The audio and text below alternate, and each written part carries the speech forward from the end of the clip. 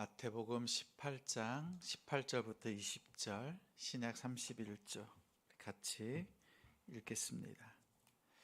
진실로 너희에게 이르노니 무엇이든지 너희가 땅에서 매면 하늘에서도 매일 것이요 무엇이든지 땅에서 풀면 하늘에서도 풀리리라. 진실로 다시 너희에게 이르노니 너희 중에 두 사람이 땅에서 합심하여 무엇이든지 구하면 하늘에 계신 내 아버지께서 그들을 위하여 이루게 하시리라. 두세 사람이 내 이름으로 모인 곳에는 나도 그들 중에 있느니라. 아멘. 교회의 사명과 권위, 교회의 사명과 권위라는 제목으로 말씀 전하겠습니다. 추석 긴 연휴를 보냈습니다. 연휴를 마치고 나니까 휴가는 항상 짧다, 이 생각이 듭니다. 역대급으로 가장 긴 연휴라고 생각했는데 마치고 나니까, 보내고 나니까 또 쉬고 싶은 것이 우리의 마음인 줄 압니다. 우리 옆에 있는 우리 성도들 바라보면서 주 안에서 평안하십시오. 우리 인사 나누겠습니다. 한 번 더 인사 나눕니다. 주 안에서 평안하세요. 네, 우리의 마음과 또 몸도 충전하여서 하나님 앞에 더 힘있게 달려가는 우리 성도들 되시기 바랍니다. 마태복음에는 모세 오경처럼 5권의 설교가 나옵니다. 마태는 의도적으로 5권의 설교를 이렇게 편집을 해 두었어요. 묶어 두었어요.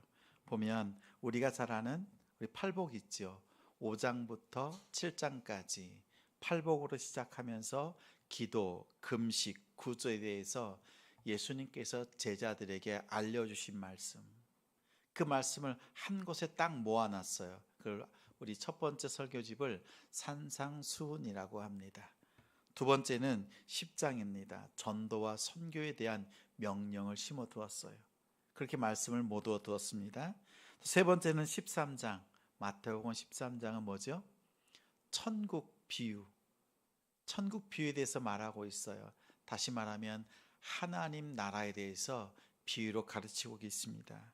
또 18장은 천국에서 큰 자가 누구냐라고 하면서 18장 전체가 교회에 대한 그 말씀을 가르쳐주고 있습니다. 마지막으로는 23장부터 26장, 23장에서는 외식하는 바리새인과 서기관들을 향하여서 화 있을진저 이렇게 말씀하신 예수님께서 종말에 대해서 말씀을 가르쳐 주셨습니다. 이렇게 마태복음 안에는 5권의 설교가 묶여져 있습니다. 그 중에서 이 예수님께서 이렇게 5권의 설교를 통해서 가르쳐 주시는 것은 한 사람의 구원, 한 사람의 신앙생활이 아니라 제자들, 다시 말하면 공동체를 향하여서 주신 말씀입니다. 그 설교가 공동체를 향한 말씀이에요. 네 번째 설교의 말씀이 오늘 본문에 있는 18장 말씀입니다. 교회 공동체를 향해서 주시는 말씀이에요. 우리가 18절부터 20절 말씀을 읽었는데 익히 잘 아는 말씀이지요. 암송하기도 합니다. 또 우리가 기도에 대해서 기도가 필요하다, 또 기도에 대해서 강조할 때 이 구절들을 사용합니다. 기도에 응답이 있다는 거지요. 기도하면 하나님께서는 꼭 응답해 주신다라고 할 때 오늘 본문 구절을 사용합니다. 또 하나님의 임재가 있다는 말씀으로도 본문 말씀을 나누기도 합니다. 19절에 보면 두 사람이 땅에서 합심하여 이렇게 말하고 있는데 19절 말씀을 같이 한번 읽겠습니다. 진실로 다시 너희에게 이르노니 너희 중에 두 사람이 땅에서 합심하여 무엇이든지 구하면 하늘에 계신 내 아버지께서 그들을 위하여 이루게 하시리라. 이 말씀만큼 강력한 말씀이 없지요. 무엇이든지 구하면 하나님께서 다 응답해 주신다 그러지요. 근데 어떻게 구하는 거예요? 두 사람이 땅에서 합심하여. 그러면 질문이 생기죠. 세 사람이 합심하여 기도하면 어떻게 되죠? 또 한편 한 사람이 나 홀로 하나님 앞에 기도하면 하나님께서 우리의 기도를 응답해 주세요, 안 해 주세요? 해 주시죠. 한 사람이 기도하나 두 사람이 기도하나 그 이상의 사람들이 기도하나 하나님께서는 응답해 주신다라는 거예요. 근데 특히 두 사람이라고 말하는 그 이유가 뭘까? 다시 말하면 오늘 19절 말씀이 기도의 응답에 대한 말씀일까? 말씀을 풀어서 살펴보아야 합니다. 자, 20절에 보면 두세 사람이 모인 곳에 하나님이 함께 하신다라고 합니다. 하나님의 임재인 거죠. 우리가 기도하면 하나님이 내 곁에 오셔서 임재하신다, 이렇게 겉으로 읽으면 그렇게 읽혀져요. 근데 정말 우리가 기도할 때 오늘 본문 구절이 하나님의 임재를 의미하는 뜻일까? 오늘 말씀을 통해서 깨닫길 바랍니다. 19절과 20절에 대한 풀이가 필요한데 그 힌트 구절이 18절 말씀입니다. 18절 말씀을 같이 함께 읽겠습니다. 진실로 너희에게 이르노니 무엇이든지 너희가 땅에서 매면 하늘에서도 매일 것이요 무엇이든지 땅에서 풀면 하늘에서도 풀리리라. 땅에서 매고 땅에서 푼다라고 하고 있어요. 묻고 푸는 거예요. 그러면 이 땅에서 하는 일이 하늘에 영향력을 준다라는 거지요. 도대체 무엇이길래 우리가 하는 그 일이 하늘을 보좌를 움직이는 것일까? 우리 혹잘 기도라고 생각합니다. 근데 이것에 대한 풀이를 살펴볼 수 있는데 이 18절 말씀과 똑같은 구절이요 앞장에 있어요. 우리 성경을 한번 찾아보겠습니다. 마태복음 16장입니다.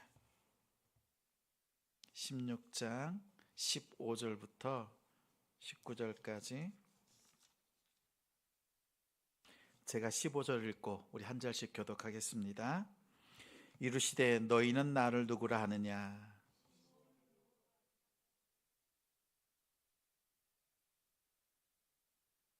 예수께서 대답하여 이르시되 바요나 시모나 내가 복이 있도다. 이를 내게 알게 한 이는 혈육이 아니요 하늘에 계신 내 아버지시니라.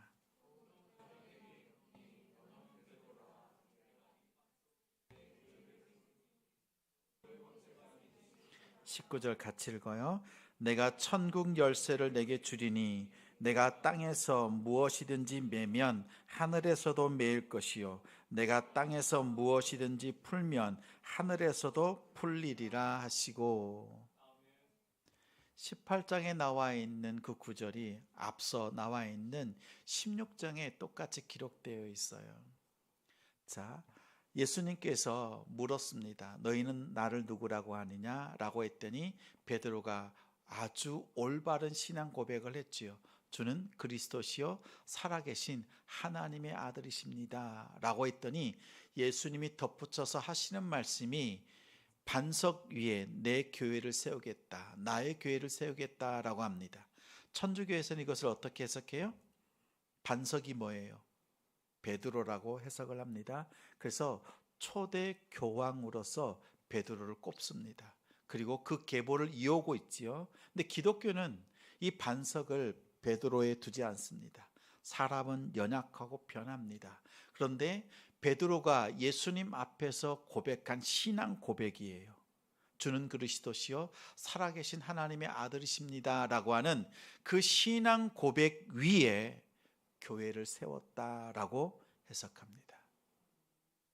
우리는 고백 교회예요. 신앙의 바른 고백 위에 변하지 않는 그 고백 위에 교회가 세워지는 거예요. 그래서 예수님께서 하시는 말씀이 바로 이거지요. 이 반석 위에 내 교회를 세우리니 음부의 권세가 이기지 못하리라 라고 합니다. 교회를 세우시고 그 교회를 통해서 하나님께서 역사하신다라고 합니다. 여러분 꼭 기억하시기 바랍니다. 우리의 교회는 신앙의 반석 위에 바른 신앙 고백 위에 세워져 있습니다. 우리가 이렇게 예수님께서 너희의 신앙 고백 위에 나의 교회를 세운다라고 말씀하셨어요. 예수님께서는 교회의 머리가 되시고 예수님의 제자들, 다시 말하면 교회 공동체는 주의 몸을 이룹니다. 예수님께서 머리가 되시고 우리는 몸이 되어요. 우리 믿음의 공동체를 예수님께서 몸 삼으셨습니다. 이 땅에 세워진 교회에 땅에서 매면 하늘에서도 매이고 풀면 풀리는 권위를 주셨다라는 거예요. 한 사람에게 주신 것이 아니라 교회에게 예수님께서 그 권위를 주셨다라는 겁니다. 매고 또한 푸는 그 권위를 주셨어요. 자, 이런 교회에 이러한 권위를 주신 이유는 교회가 맡겨진 사명을 잘 감당하기 위해서 주신 겁니다. 오늘 본문 말씀 앞에 있는 18장 말씀 한번 찾아봅니다. 18장 12절부터 14절 말씀이에요. 마태복음 18장 12절, 13절, 14절 같이 읽겠습니다. 너희 생각에나 어떠하냐? 만일 어떤 사람이 양 100마리가 있는데 그 중에 하나가 길을 잃었으면 그 99마리를 산에 두고 가서 길 잃은 양을 찾지 않겠느냐? 진실로 너희에게 이르노니 만일 찾으면 길을 잃지 아니한 99마리보다 이것을 더 기뻐하리라. 이와 같이 이 작은 자 중에 하나라도 잃는 것은 하늘에 계신 너희 아버지의 뜻이 아니니라. 자, 18장은 교회에 주신 말씀이에요. 사명입니다. 교회의 사명은 한 영혼도 잃어버리지 않는 것, 또 잃어버린 그 영혼을 찾는 데 있어요. 교회가 잃어버린 영혼을 찾는 일에 힘쓰는 것, 평생에 해야 될 일입니다. 저는 우리 교회가 그 일을 잘하는 교회가 되길 소망합니다.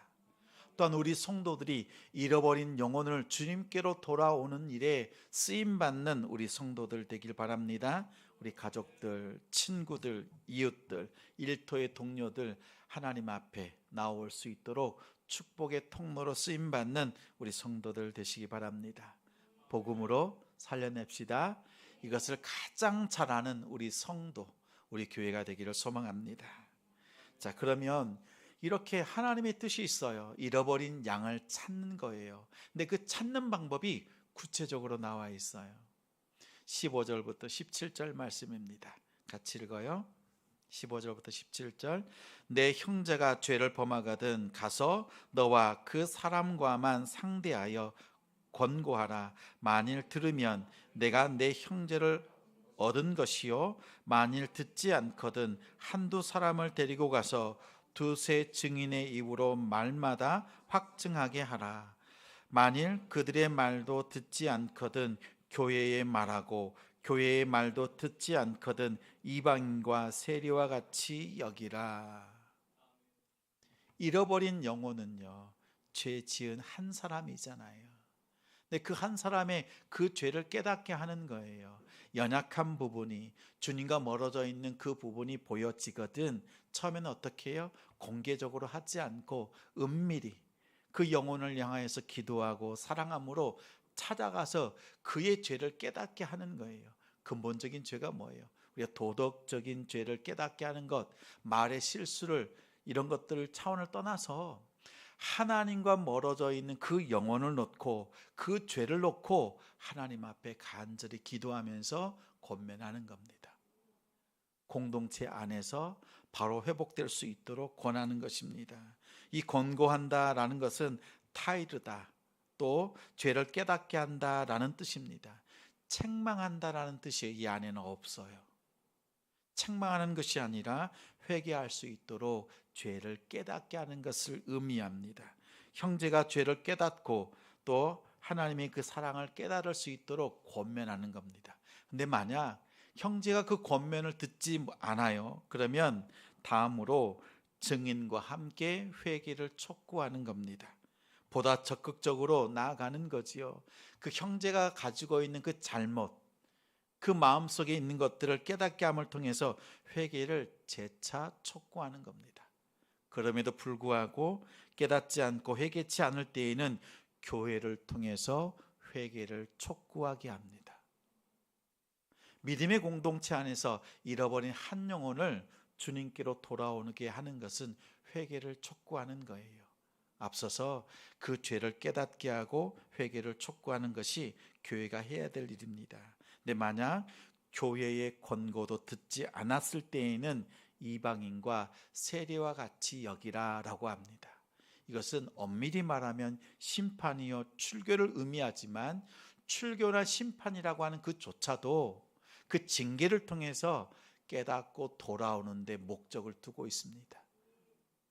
버리는 것이 아니라, 방임하는 것이 아니라 이 징계를 통해서 돌아오는 것이에요. 제가 섬겼던 부산에 모 교회가 있어요. 제가 소식을 들었어요. 장로님이라고 제가 들은 것 같아요. 근데 장로님이 계신데 자녀가 복음에서 떠나서 이단에 빠졌습니다. 교회에서요 권징을 하는 거예요. 장로님의 자녀가 이단에 빠졌어요. 다시 말하면 뭐예요? 부모 세대가 자녀 세대의 신앙교육이 제대로 되지 않은 거지요. 교회에서 권징을 합니다. 어떻게 해요? 장로님에게는 1년 세례, 성찬, 섬김이나 다른 기타 여러 가지 섬김들을 1년 동안 그 많은 권징을 행했습니다. 여러분 어떻게 됐을 것 같아요? 많은 성도들 앞에서 장로님의 그 권위가 땅에 떨어졌죠. 근데 이 권징 앞에 장로님이요 믿음으로 받아냅니다. 교회의 권징을 마음으로 받아들이고 다른 교회 간 것이 아니라 눈물로 교회를 섬기는 거예요. 그 일을 통해서 어떤 결과가 있었는지 알아요? 장로님은 장로님 나름대로, 또 온 성도들은요 교회가 그 권징하는 그 일을 바라보면서 경각심을 갖고 스스로 믿음 가운데 굳건히 서는 교회가 되었다라는 그 소식을 들었습니다. 참 좋은 교회요, 또한 신앙에서 바르게 서 있는 성도의 모습이다라는 생각이 들었습니다. 만약 교회에서 오늘 말씀처럼 권징을 행한다고 하면 어떻게 할 것 같습니까? 대부분은 화를 내고 분노하고 교회가 여기만 있습니까? 그렇게 교회를 떠날 겁니다. 그러나 바른 권징 아래에서 바른 가르침을 배워갈 때 성도들 또 교회 공동체가 건강하게 세워져 갑니다. 사실 이렇게 권징하는 교회를 찾아보기가 어렵습니다. 왜냐하면 오히려 교회를 떠나기 때문에. 근데 오히려 말씀에는 이 권징을 통해서 한 영혼을 살려내는 거예요. 한 영혼을 살려낼 뿐만 아니라 오히려 교회 공동체가 더 새롭게 믿음 가운데 굳건히 세워져 간다는 사실을 기억하시길 바랍니다. 사도행전 5장에 보면 아나니아와 삽비라 이야기가 나오잖아요. 두 사람이 마음으로 헌금을 작정했어요. 헌금을 드리기로 했습니다. 팔았습니다. 근데 돈을 가지고 보니까 아까운 거지요. 일부를 숨겨놓고 일부만 드렸습니다. 그랬더니 베드로가 하는 얘기가 왜 성령을 속이느냐라는 거지요. 이 본문에 대한 의미는 이거예요. 작정한 헌금 하나님 앞에 서원하는 것 하나님 앞에 바르게 드려야 된다, 이런 뜻이 아니에요. 당신은 어떤 때예요? 이제 예수님이 이 땅에 계시지 않고 부활 승천하신 때입니다. 예수님이 이 땅에 계시지 않아요. 제자들만 있어요. 교회가 있어요. 자, 교회 공동체가 막 생성되어지고 만들어져 가는 가운데 있어요. 근데 그 사이에 죄가 틈을 타는 거예요. 그러자 성령이 죄가 거룩한 하나님의 공동체에 틈 타는 것을 막으시는 거예요. 한 사람을 아주 표독스럽게 징계하신 것이 아니라 공동체를 거룩하게 지키시기 위해서 성령이 작업하시는 거예요. 교회는 이 거룩함을 유지해야 합니다. 죄가 들어오지 않도록 늘 깨어서 있어야 돼요. 사실 강단에서 죄를 고발하면서 따끔하게 깨닫게 하는 것 쉽지 않아요.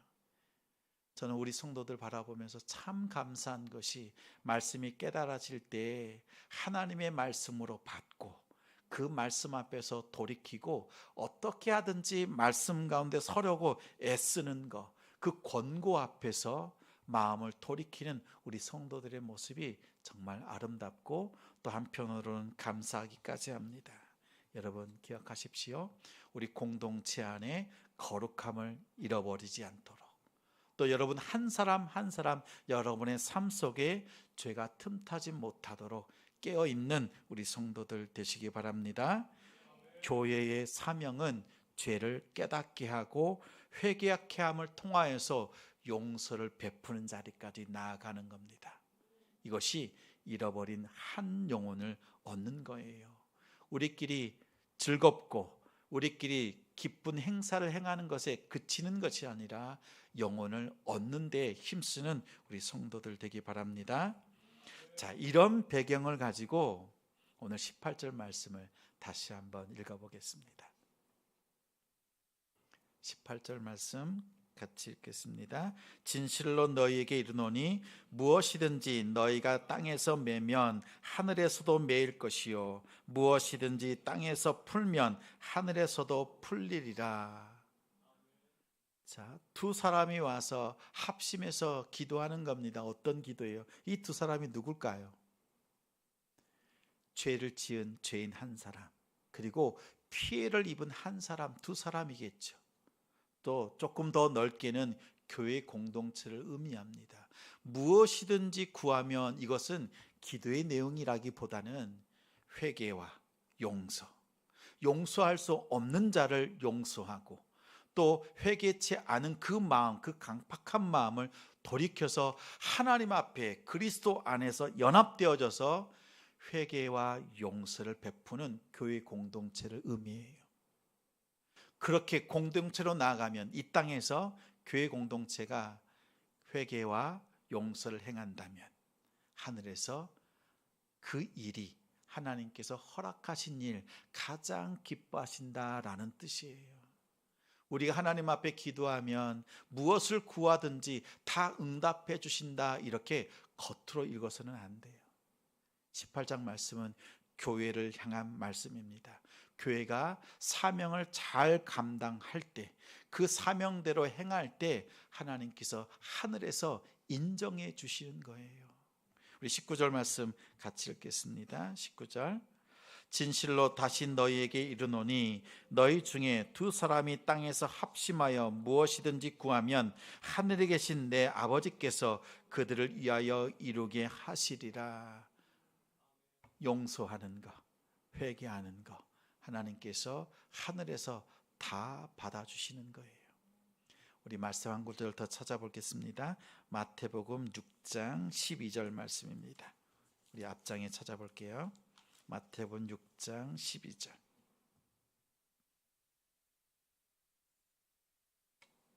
같이 읽습니다. 우리가 우리에게 죄 지은 자를 사하여 준 것 같이 우리의 죄를 사하여 주시옵고. 자, 이 땅에서 우리가 해야 될 일이 뭐예요? 나에게 어려움을 끼친 그 이웃들에게, 또 형제들에게, 지체들에게, 나에게 죄를 지은 자에게 용서를 베푸는 거예요. 이것은 교회에 맡겨주신 사명입니다. 하늘에서 이루어진 것 같이 하늘에서 우리의 회개와 용서가 다 이루어져서 그 사함이, 그 자유함이 있는 것처럼 이 땅에서도 그 자유와 죄사함의 은혜가 넘치는 이 땅의 삶이 되기를 소망하시는 우리 주님의 당부입니다.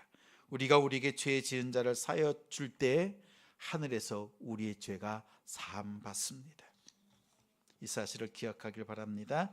자, 20절 말씀, 우리 18장 20절 말씀 다시 돌아와서 20절 말씀 같이 읽어요. 두세 사람이 내 이름으로 모인 곳에는 나도 그들 중에 있느니라. 우리가 기도할 때, 우리가 용서와 회개를 행할 때 그곳에 하나님이 함께 하십니다. 여기서는 임재의 의미보다는 하나님의 이름으로 행해지는 교회의 사역에 대한 인준입니다. 하나님의 인정하심. 우리 교회가 회개와 또한 용서를 행하는 그 일에 하나님께서 도장을, 자신의 이름의 그 도장을 찍어주셨다라는 뜻이에요. 자, 예수님께서는 이 네 번째 설교집을 통해서 말씀합니다. 교회가 해야 될 사명, 잃어버린 영혼을 찾는 것. 그 찾는 것은 다른 것 아니에요. 죄를 깨닫게 하고 회개하고, 또한 회개하는 자들 앞에서 용서하는 것입니다. 우리 주님 안에서 이 아름다운 사명을 잘 감당할 수 있는 우리 성도, 가정, 교회가 되기를 주님의 이름으로 축원합니다.